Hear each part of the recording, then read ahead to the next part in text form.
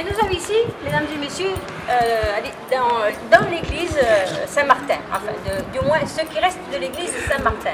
Cette église Saint-Martin date du 11-12e siècle, mais avant d'être une église, à cette époque, c'était les musulmans qui étaient là, et c'était une mosquée. C'était la petite mosquée de Niebla. Ensuite, lorsque Alphonse X a reconquis cette zone, Alphonse X a donné cette église aux Juifs qui se trouvaient dans cette zone et elle est devenue une synagogue. Et plus tard, elle est devenue ce que nous connaissons aujourd'hui, l'église Saint-Martin. Cette pauvre église Saint-Martin, comme vous pouvez voir, eh bien, il lui manque une grande partie. Nous avons l'autel qui se trouve juste derrière moi, qui est superbe, avec ses voûtes. Les murs sur le côté n'existent plus. Pourquoi? Eh bien, tout simplement parce qu'il y a eu un tremblement de terre très important en 1755 qui a détruit une grande partie de cette province de Huelva, et cette église, malheureusement, a eu droit également a été très touchée. Alors, elle n'est pas tombée complètement, puisque vous pouvez voir qu'il y a encore une chapelle, ainsi que la tour de l'église où se trouvent les cloches, qui sont toujours intactes.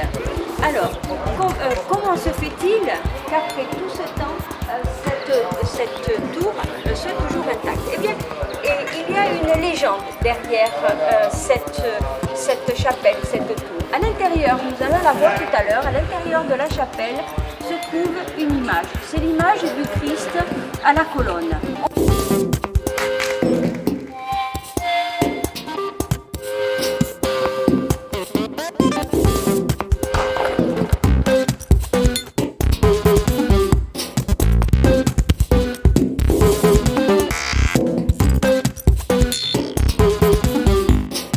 La légende dit que celui qui tire sur cette image du Christ, eh bien, celle-ci fait écrouler le clocher tout simplement. Donc elle est toujours présente dans cette petite chapelle.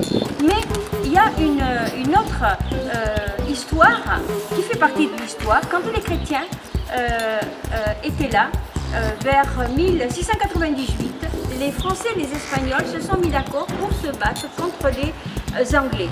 Et bien ici, là se trouvait un bataillon français. À partir de 1805, après la fameuse bataille de Trafalgar, que l'Espagne et la France ont perdu beaucoup de leurs navires, et que vous savez que l'Espagne a perdu entre autres Gibraltar, eh bien les Français sont restés ici. Pourquoi?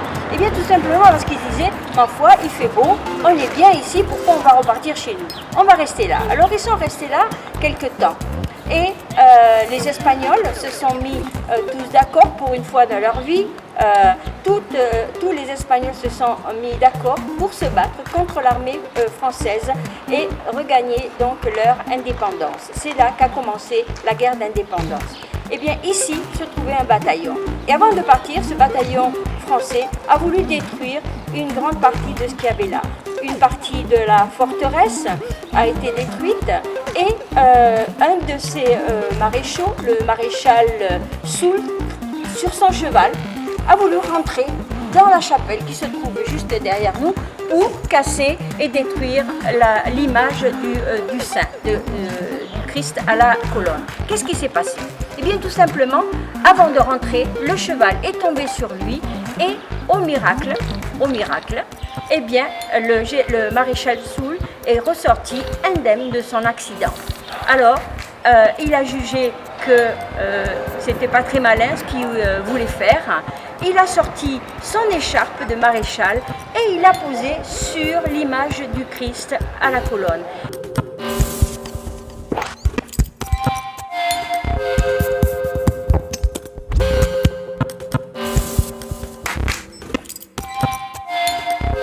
Si vous voulez venir, on va aller voir